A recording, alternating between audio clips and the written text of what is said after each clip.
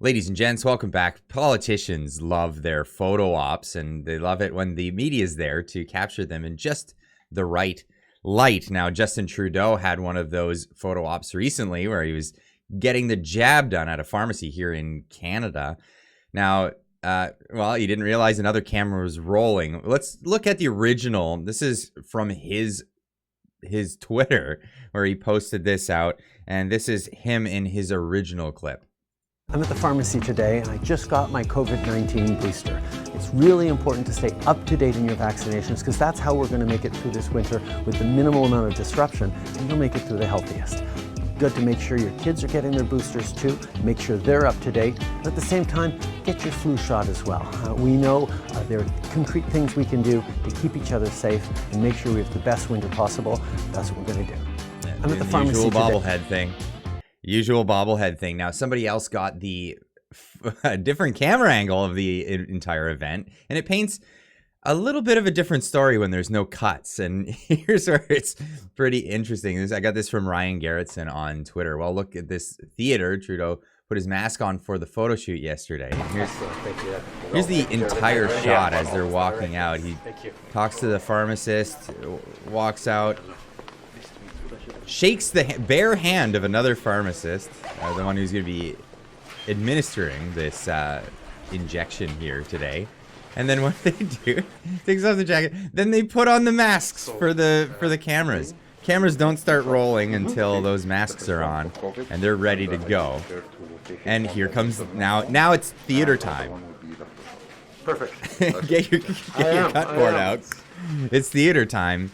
Here's what's gonna happen, and of course, here's the person to administer what's gonna be going on in here. Getting the hokey pokey. Now, okay, there's comments in there saying whether or not this was real. I don't think, I'm not gonna speculate whether he got it or not. Lots of people saying, well, because of there's been a lot of videos, especially from Dr. John Campbell, talking about aspiration and how the doctor here doesn't do the aspiration, or a pharmacist, whatever his profession is. He doesn't aspirate it. As far as I know, some doctors do aspiration, some doctors do not, and it's about how they were trained. So I'm not gonna get into the semantics of whether they ought to or not. I'm not a professional in that light.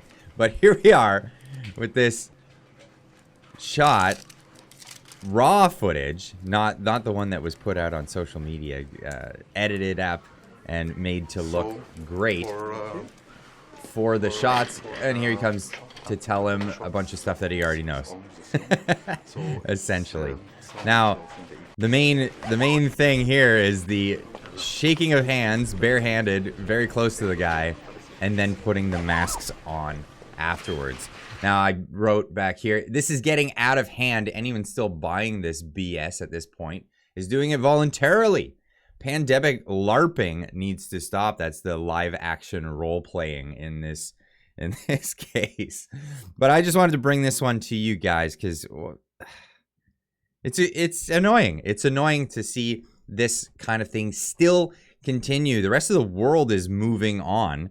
Recently, there was a parliamentary meeting in England where they discussed the vaccine and well, it's pretty eye-opening, and that's on John Campbell's channel. I think I'll leave a link in the description down below to that video. Check it out.